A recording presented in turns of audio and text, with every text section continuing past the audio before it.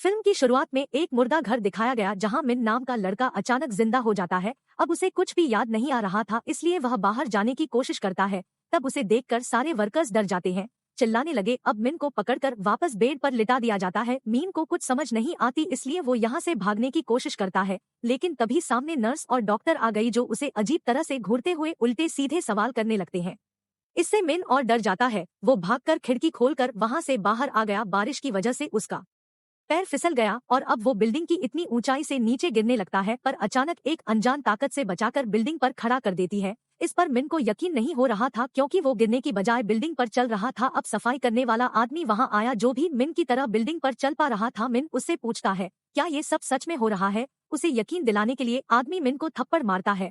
वो फिर अपने बारे में बताता है कि मैं गार्डियन हूँ और तुम्हारी आत्मा तुम्हारी बॉडी जिस्म से कब की जा चुकी है, इसलिए तुम्हारी सभी यादों को मिटा दिया गया है, लेकिन भटकती हुई आत्मा को दोबारा जीने के लिए तुम्हारा इन मिन का जिस्म दे दिया गया। मतलब जिस्म मिन का है और आत्मा किसी और की है। मिन के जिस्म में कोई और ही जिंदा है। ये सब सुनकर मिन उससे कई सारे सवाल करता है, लेकिन वो किसी भी बात का जवाब नहीं देता और मिन को एक खिड़की के किनारे पर लटका देता है। फिर कहने लगा कि अब तुम बिल्डिंग पर नहीं चल सकती, अगर हिलने की कोशिश करोगे तो गिर जाओगी। इसलिए वो खिड़की के जरिए अंदर आकर अपने बिस्तर पर लेट जाता है। अब एक नर्स आकर जोर से मन को सुई लगाती है, जिससे उसे इतना दर्द हुआ कि वह जोर से अपना हाथ मारता है। हाथ वहां पड़े पानी पर लगा और पानी हवा में जाकर जम जाता है, जो देखकर मीन को काफी हैरत हुई। अब पता चला कि ये नर्स असल में गार्डियन है, क्योंकि वो अपनी मर्जी के मुताबिक कोई भी रूप ले सकता है। यहाँ गार्डियन मीन के अंदर की आत्मा को बताता है कि तुम्हें ये जिस्म हमेशा के लिए नहीं दिया गया। फिर एक सैंड ग्लास देते हुए कहते हैं कि अगर तुमने 100 दिनों के अंदर अंदर यह पता ना लगवाया कि मिन ने अपनी जान क्यों ली, तो फिर तुम्हारी आत्मा को इस जिस्म से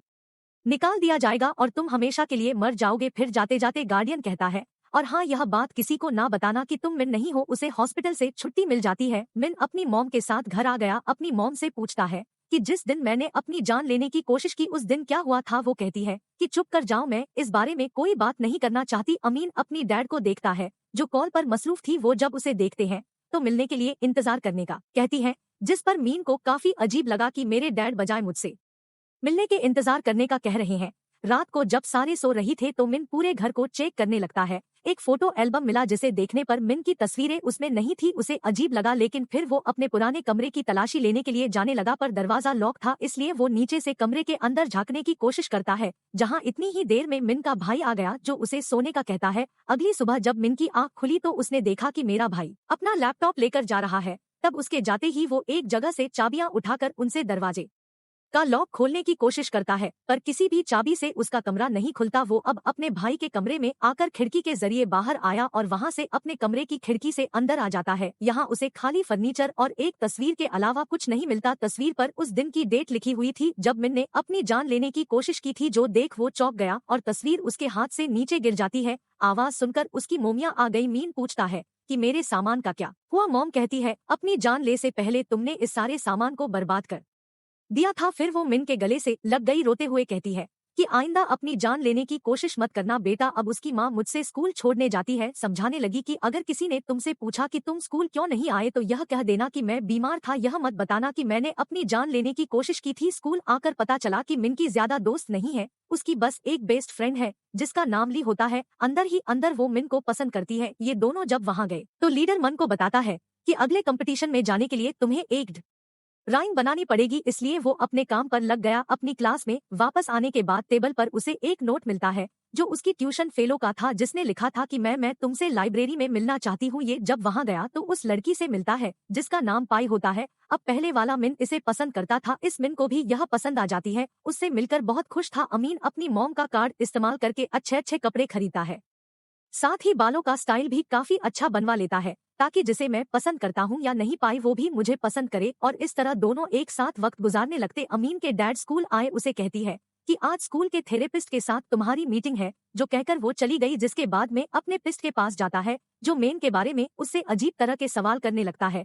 तो वह यहाँ से जाने का सोचता है, लेकिन अचानक दवाई की सारी गोलियां हवा में उड़ने लगती है। इससे वो समझ गया कि थेरेपिस्ट नहीं बल्कि गार्डियन है। यह बात सच भी थी। गार्डियन उसे कहता है कि मैं तुम्हें यह याद दिलवाने आया हूँ कि तुम्हें जल्द से जल्द वजह पता लगवानी होगी कि आखिर क्यों मिन ने अपनी जान लेने की कोशिश की थी। और हाँ, जैसे तुम ठीक जवाब दोगे सेंट क्लास बंद हो जाएगा। अब कुछ दिन के बाद मिन के स्कूल में एक फेस्टिवल, इसलिए वो पाई को हर जगह ढूंढने लगता है। वो जब मिली तो मैंने देखा कि पाई तो रो रही है। पूछने पर वो जवाब देती है कि मैंने अपना प्रैक्टिस टेस्ट नहीं दिया और अब मुझे फेल होने का डर है। तब मीन उसका मूड ठीक करने के लिए कहता है कि तुम कमाल हो, इसीलिए परेशान होने की जरूरत नहीं है। अब वो पाई से पूछता है क्या हम कपल हैं, यानी हमारी जोड़ी बन सकती है। इस पर पाई कहती है कि आज तक तू मुझे बाहर घुमाने नहीं लेकर गई, जो सुनकर मीनू से कहता है चलो आ फेस्टिवल में चलते हैं।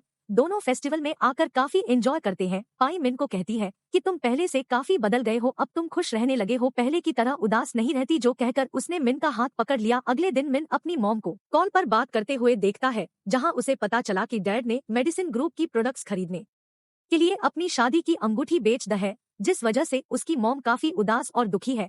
तब अपनी मॉम का मूड ठीक करने के लिए वो उनके साथ सब्जी पकाने में मदद करता है, साथ ही वो सब्जी खाता भी है, जो देखकर उसकी मॉम काफी हैरान रह गई, क्योंकि ये सब्जी पहले उसे बिल्कुल पसंद नहीं थी। उसका ये नया रूप देखकर उसकी मॉम काफी खुश हो जाती है। अब मीन पाई की ड्राइंग्स बनाने में लग जाता है, जिस दौरान उसे कुछ तस्वीरें मिली। एक तस्वीर में मीन एक लॉकर के पास बैठा हुआ था, इसलिए वो अब जाकर उस लॉकर को खोलता है, चेक करने लगता है, पर वो खाली था। अब तभी इनकी दोस्त ली आ जाती है, जो उसे बताने लगी कि ने लैपटॉप और एक नोट को इस लॉकर में रखा था और उस पर लिखा था कि ये लैपटॉप मेरी मॉम को दे देना। वो कहती है कि जब मैं लैपटॉप देने तुम्हारे घर गई तो वहाँ मुझे तुम्हारे मॉम नहीं मिली, इसलिए मैंने तुम्हारा लैपटॉप तुम्हारे भाई को दे दिया। अब घर आकर मिन अपने भाई के कमरे में गया, हर जगह अपने लैपटॉप को ढूंढने लगता है, मगर उसे कहीं भी वो नहीं मिलता। मीन के हाथ कुछ तस्वीरें लगी चेक करने पर उसके चेहरे को पूरी तरह खरोच कर खराब किया हुआ था। यहाँ उसे कुछ यूमेंट भी मिले, जिन्हें देखकर मीन को पता चला कि मेरा भाई पढ़ाई करने के लिए जर्मनी जाने वाला था। जिसके बाद वो अपने भाई के कंप्यूटर को चेक करने लगता है,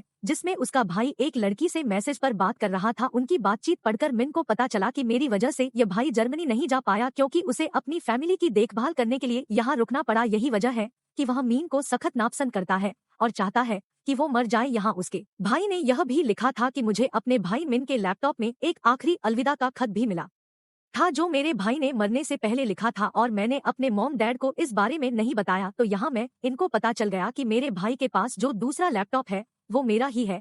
तो उसे ढूंढने के लिए वो अपने भाई के कॉलेज जाता है। उसे अपना लैपटॉप मिल भी गया, जिसे उठाकर वो घर आ जाता है। इससे पहले उसे देख पाता, यहाँ उसका भाई आकर लैपटॉप छीन लेता है, फिर कहने लगा कि हमारी फैमिली तुम्हारे बगैर ही खुश है, जो कहकर वो लैपटॉप को घर से बाहर फेंक देता है। इसीलिए मिंग जल्दी से अपना लैपटॉप लेने बाहर आया, देखता है कि लैपटॉप तो हवा में तैर रहा है। दरअसल वहाँ औरत के रूप में गार्डियन बैठा हुआ था, जिसने अपनी ताकत से लैपटॉप को हवा में रोक दिया था और अब अगले ही पल उसने लैपटॉप जमीन पर गिरा दिया। जो करने की बात वो मीन पर हंसने लगता है। मीन जल्दी से लैपटॉप लेकर घर आया। चेक करने से उसे पता चला कि मैंने बोतल में जहरीली दवाई मिलाकर उसे पी लिया था, लेकिन मरने से पहले उसने अपनी सभी तस्वीरों से अपना चेहरा खरोच कर मिटा दिया था और अपने सारे सामान को जला दिया था। ये भी पता चला कि मिन अपनी डैड से नफरत करता है, क्योंकि वो अपने प्रोडक्ट्स की मेडिसिन लेने के लिए उसकी मॉम की सैलरी खर्च करते थे, और क्योंकि उसका भाई भी मिन को हमेशा छोटा महसूस करवाने की कोशिश में लगा रहता था, इसलिए वो अपने भाई से भी नफरत करता है। यानी इस घर में सिर्फ उसकी मॉम ही थी जिनसे मिन प्यार करता है, पर उसकी मॉम क्योंकि ज्यादातर घर से बाहर रहती है, तो उसकी जिंदगी में अब बस पाई ही बची थी, जिसे वो पसंद किया करता था। अब एक दिन जब वो पाई से मिलने गया तो देखता है कि उसका टीचर पाई के साथ गलत करने की कोशिश कर रहा है, जो करने से पाई भी उसे मना नहीं कर रही, और ये देखकर मीन को काफी हैरत होने लगी, उसे बुरा भी लगता है। अब फिलहाल तो वो टीचर को मना नहीं करता, लेकिन अगले दिन क्लास में जाकर टीचर के मुंह पर जोरदार मुक्का मारता है, जिससे टीचर नीचे गिर गया। फिर वो पाई को अपने साथ छत पर लेकर गया, पूछता है कि कल रात तुम क्या कर रही थी? टीचर तुम्हारे साथ गलत कर रहा था और तुम करने दे रही थी, आखिर क्यों किया तुमने ऐसा? इस पर पाई रो पड़ती है, कहती है कि मैं उस टीचर को जरा पसंद नहीं करती, हमारे बीच ऐसी वैसी कोई बात भी नहीं है, मैं फिर भी उस टीचर के साथ इसलिए रहती हूँ क्योंकि उनकी वजह से ही मैं ओलंपिक्स टीम में जा सकती हूँ। जिससे पता चला कि पाई के लिए अपने फ्यूचर मुस्तकबिल के अलावा और कोई चीज मायने नहीं रखती, जिस पर मिन को काफी बुरा लगा। वो सोचने लगता है जिसे पाई को मेरी जरूरत नहीं, इसलिए वो उसे नीचे की तरफ इशारा करके कहता है कि मुझे मर ही जाना चाहिए। अब स्कूल में मिन के डैड आए, जो उसे डांटने लगते हैं क्योंकि प्रिंसिपल ने उसकी शिकायत कर दी थी। वो उसे डांट रहे थे कि तभी मीन भी उन पर गुस्सा करने लगा, कहता है कि आप भी कोई अच्छी नहीं हो, क्योंकि आपने प्रोडक्ट खरीद ली, मेडिसिन ग्रुप का हिस्सा बनने के लिए मेरी मॉम की अंगूठी बेची, जो बोलकर वो यहाँ से चला गया। अमीन को अपनी मॉम का बिजनेस कार्ड मिलता है, जिसके पीछे एक घर का एड्रेस लिखा हुआ था। उस एड्रेस पर जब वो गया तो अपनी मॉम को एक आदमी के साथ देखता है, जो उसकी मॉम का दोस्त था, यानी उनका चक्कर चल रहा था। उसकी मॉम ने भी मिन को देख लिया था। वो उसे समझाने के लिए जाने लग, पर मिन जो पहले ही काफी दुखी था वहाँ से चला जाता है, और अब वो एक पुल के ऊपर आकर खड़ा हो गया। नीचे देखकर सोचने लगता है कि एक बार फिर मुझे अपनी जान ले लेनी चाहिए। बारिश हो रही थी जिसकी बूंदें अचानक हवा में ही रुक जाती है। क्योंकि वहाँ गार्डियन आ गया था जो इस वक्त बच्चे के रूप में था। वो मिन के पास आकर पूछता है कि बताओ वजह क्यों आखिर मिन ने अपनी जान लेने की कोशिश की थी। तब वो जवाब देता है क्योंकि मिन इस जिंदगी से नफरत करता था और उसने जो भी किया उसमें उसकी फैमिली और पाई जिम्मेदार है, ना कि मिन। जिनसी तंग आकर ही उसने अपनी जान लेने की कोशिश की थी क्योंकि वो सभी लोग भरोसे के काबिल नहीं है। मिन के जवाब देने के बावजूद भी उसका सैंड ग्लास बंद नहीं होता, जिसका मतलब था कि ये जवाब उसने गलत दिया था। इसलिए गार्डियन कहते हैं कि गलत जवाब, और अब ठीक जवाब देने के लिए तुम्हारे पास 3 दिन का टाइम है। जिसके बाद वह अपने घर आकर अपनी सभी चीजों को तोड़ने लगता है। तभी यहाँ ले आई उसे कहती है कि तुमने अभी तक अपनी ड्राइंग क्यों नहीं बनाई। मीन जो पहले ही गुस्से में था कहता है कि तुम्हें मेरी फिक्र करने की जरूरत नहीं है। इसके अलावा और भी कई सारे गलत बातें वो करता है, यहाँ तक कह देता है कि मैंने तुम्हें कभी अपनी दोस्त समझाई नहीं। यह सुनकर वह काफी दुखी हो गई, यहाँ से चली जाती है। अब मेन और उसकी डैड उसकी मॉम को लेने गए जो आज के दिन काम करके घर वापस लौट रही थी। मेन बाथरूम जाने का कहकर अपने मॉम डैड को अकेला छोड़ देता है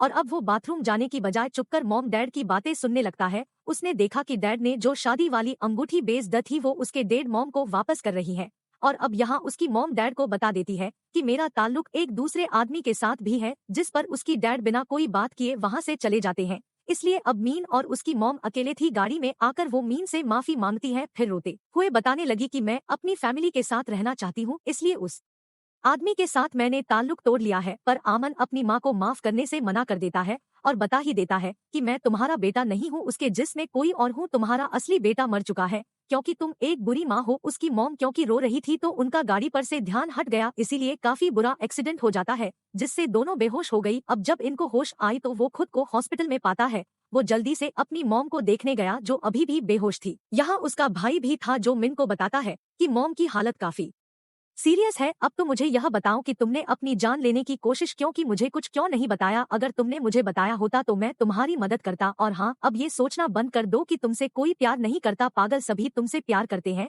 अब क्योंकि मिन की हालत ठीक थी तो उसे घर भेज दिया गया। यहाँ मिन को एहसास हुआ कि मैं खुद गर्ल्स लोगों की तरह सोच रहा और कर रहा हूँ, जिसके बाद वो अपनी ड्राइंग को पूरा करता है। और अब अगले दिन ओलंपिक ड्रम का ऐलान किया जाता है जिसमें पाई को भी चुन लिया गया था। इस खुशी में पाई को एक स्पीच देने का कहा जाता है, लेकिन जब वो मिन को वहां देखती है तो शर्मिंदा होने की वजह से कुछ बोल ही नहीं पाती, यहाँ से चली जाती है। मिन उससे माफी मांगता गले से लगा लेता है, फिर बताने लगा कि उस दिन मैं बहुत ज्यादा गुस्से में था तो बिना सोचे समझे मैंने तुमसे कुछ भी बोल दिया। और हाँ, तुम्हें खुद पर भी गुस्सा नहीं होना चाहिए क्योंकि यह सब टीचर की गलती थी। उसकी बातें सुनकर पाई को हौसला मिला तो वो अपने टीचर की सच्चाई बताने के लिए प्रिंसिपल की ऑफिस जाती है। इसके बाद बनकंदी से मिला उससे भी माफी मांगता है, फिर कहने लगा कि तुम अकेले हो जो हमेशा मेरे बारे में अच्छा सोचती हो, मेरा साथ देती हो, जिसके लिए तुमने कभी भी अपनी तारीफ तक नहीं की। ये सुनकर ली उसे माफ कर देती है। फिर कहने लगी कि तुमने टीम को ड्राइंग बनाकर नहीं दी थी ना, इसलिए मैंने टीम को तुम्हारी पुरानी ड्राइंग दे दी। और अब जब स्टंट कार्ड पर मिन अपनी पुरानी ड्राइंग देखता है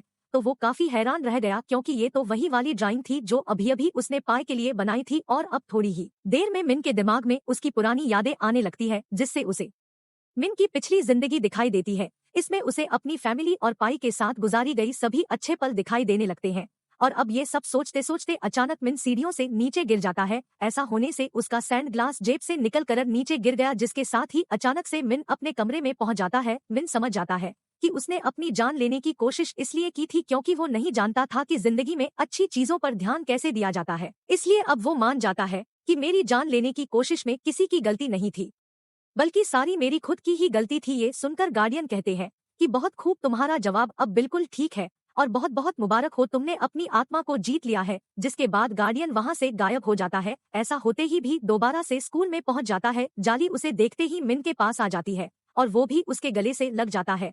वो यहाँ से सीधा हॉस्पिटल गया, देखता है कि उसकी मॉम को भी होश आ गई है। वो मीन को बताती है कि मेरी तुम्हारी डैड के साथ डिवोर्स हो रही है, इसीलिए अब तुम्हें फैसला करना होगा कि तुम किसके साथ रहना चाहते हो। और हाँ, अगर तुमने अपनी डैड को चुना तो मैं तुम्हें कभी गलत नहीं समझू क्योंकि मैं अच्छी मॉम नहीं हूँ, और यह बात तुमने भी कही थी ना। ये सुनकर मिन रोने लगा और अपनी मॉम से उन सब बातों की माफी मांगता है जिनकी वजह से उसकी मॉम का दिल दुखा था। वो मॉम के कहने से लग गया और कभी आपका बेटा होने पर पछतावा नहीं होगा बल्कि फखर होगा, आप बहुत अच्छी मॉम है। जिसके बाद मेन अपनी नॉर्मल जिंदगी गुजारने लगता है। उसे जिंदगी और अच्छी चीजों का पता चल गया था। उस फिल्म की कहानी भी यहीं पर खत्म हो जाती है।